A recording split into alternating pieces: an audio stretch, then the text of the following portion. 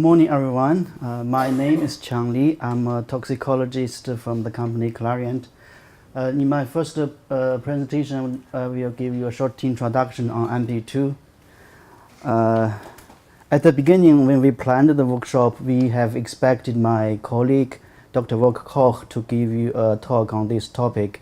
But unfortunately, he's on holiday somewhere and he's been already retired, so I take over this talk. So why AMBIT is good? So let's start with a figure. This figure was from ECHA report. It shows how the registrants fulfilled the information required by REACH. So it covers about 6,000 substances registered under REACH. And as you can see here, the blue bars means the method from animal studies or testing data, and the dark blue is the new experimental studies. The light blue are the old experimental studies. And next, the yellow bar here means the method of read-across. And then the orange from QSAR predictions, green ones are the methods using of weight of evidence. As you can see here, so mostly the data from experimental studies, especially for the low-tier endpoints like skin irritation, acute toxicity. But other than the experimental studies, read-across are mostly used for the data required by REACH. Actually, out of the 6,000 substances, about 90 substances have at least one endpoint was fulfilled by non-testing approaches, as the mostly used are read-across, as you can see here. So generally, non-testing methods are already used to fill the gaps in assessment with regard to human health and environmental hazard.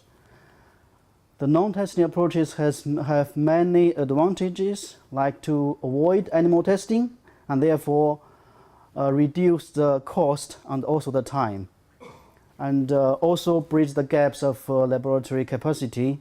As you all know, maybe under the stress of REACH, many labs already reached their the capacity, so maybe the studies last longer than expected. And among all the non-testing approaches, read-across and category formation are mostly used, and for the safety assessment for human health and the environmental hazard, and they are all well accepted by most authorities like ECHA. If important is these approaches are sufficiently or scientifically justified and documented. So the justification and the documentation are the keys for well acceptance. Such approaches can be also supported by in silico tools like QSAR prediction models or databases or some other tools. But from our experience, most of the tools are lacking of high-quality data. Therefore, we further developed AMBIT to include high-quality data from Euclid to support read-across and the category formation approaches. So what is AMBIT? AMBIT is a chemoinformatic data management system. It's a very complex system, and the current version we call it AMBIT2.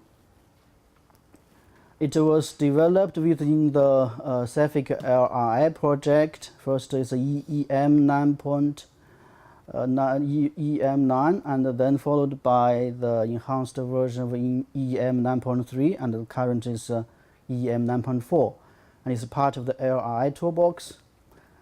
A good point is, this is a free software. Everybody can download it and use it freely.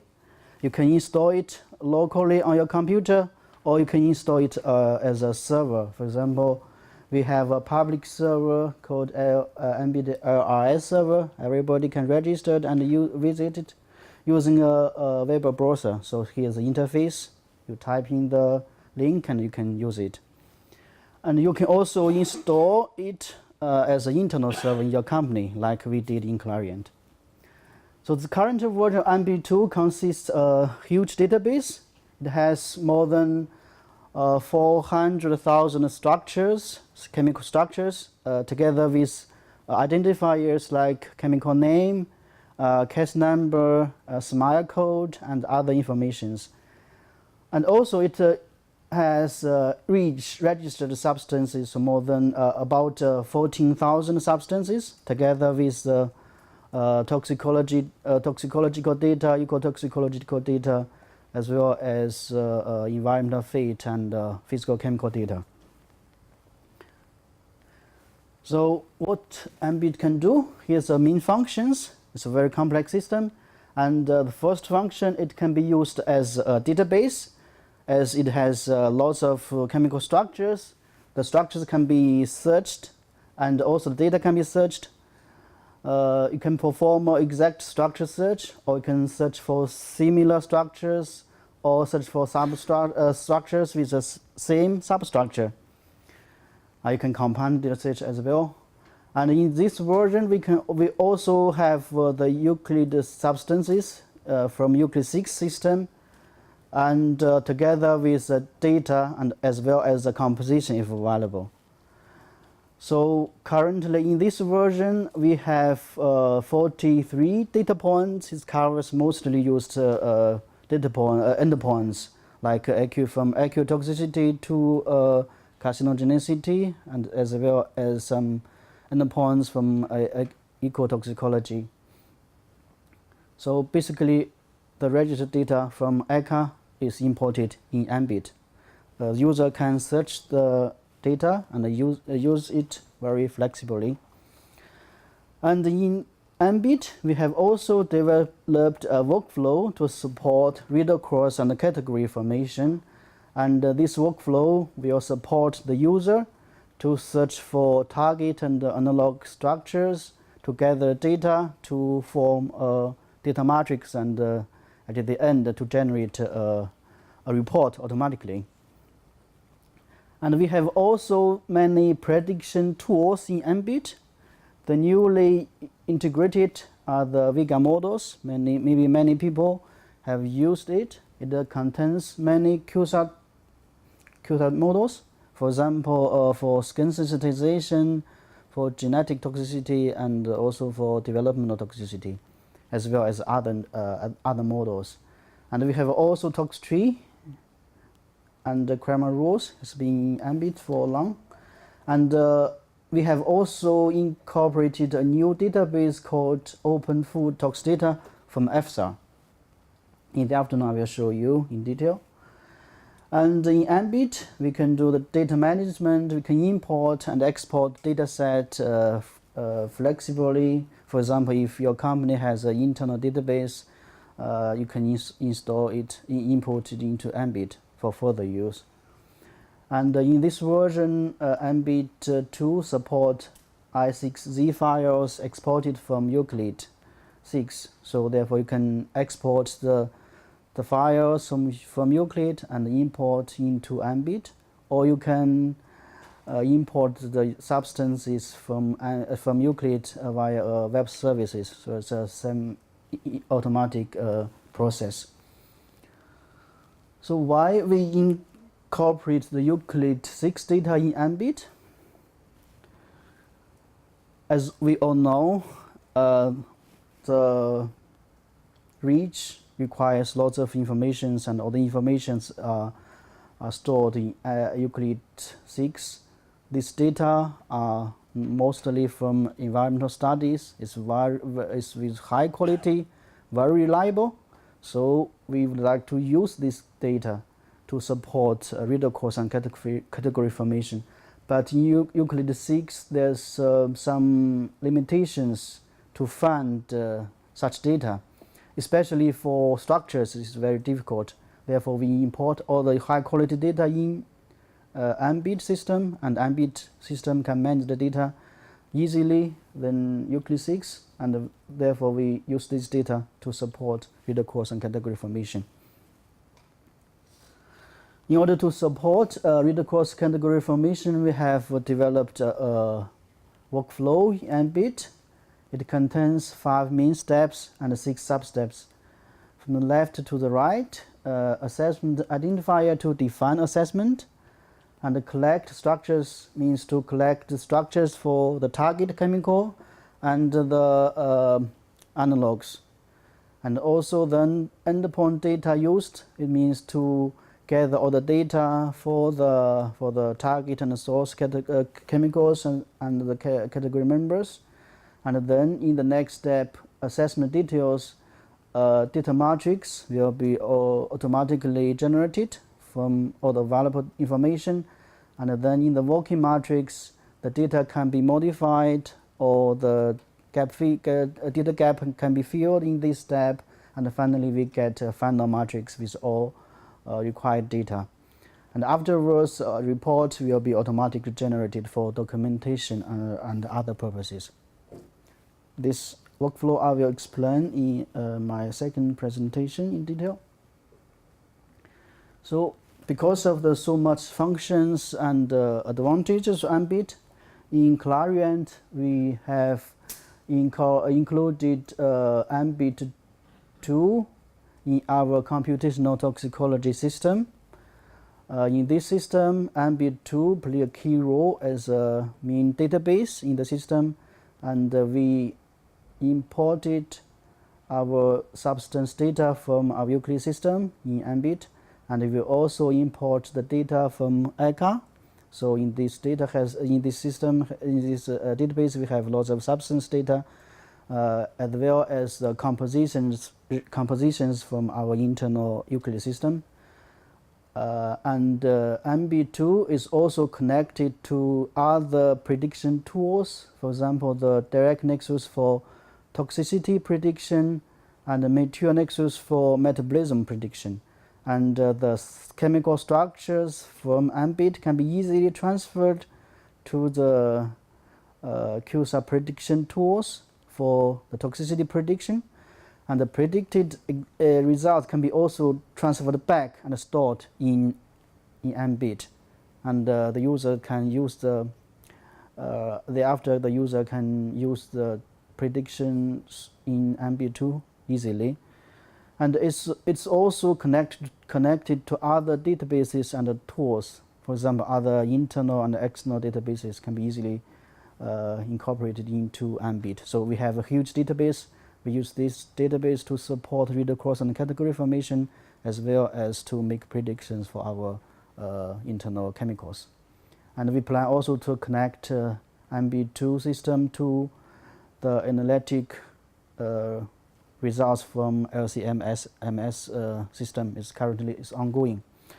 So by using the computational toxicology system, we make initial assessment for our product, for our new structures, and the experts will decide if the prediction or the assessment is sufficient, or how can we proceed with the result, and if further investigation is required or not. Here's an example how AMBIT2 supports the substance screening during the R&D process.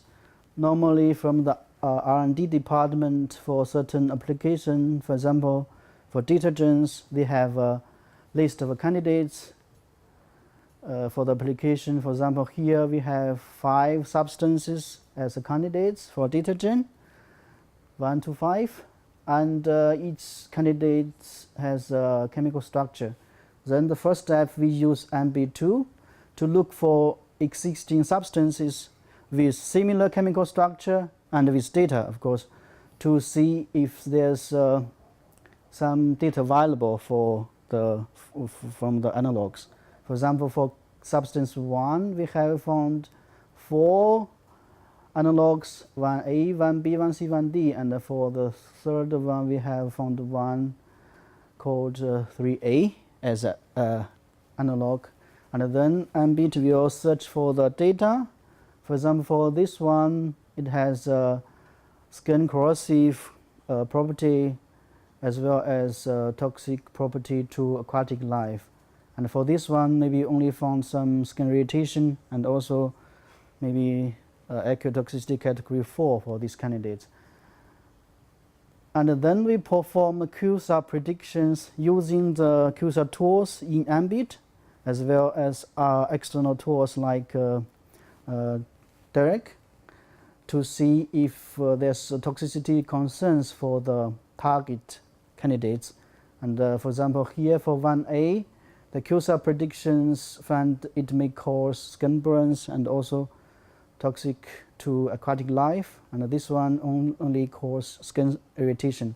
Then based on all the information and the predictions, we can rank all the candidates. For example, here in this example, substance 1 we ranked as a first the top candidates because it has less toxicity concerns, and followed by the substance 5. Substances 1, 2, 3, they are not recommended for further development because of the high toxicity concerns.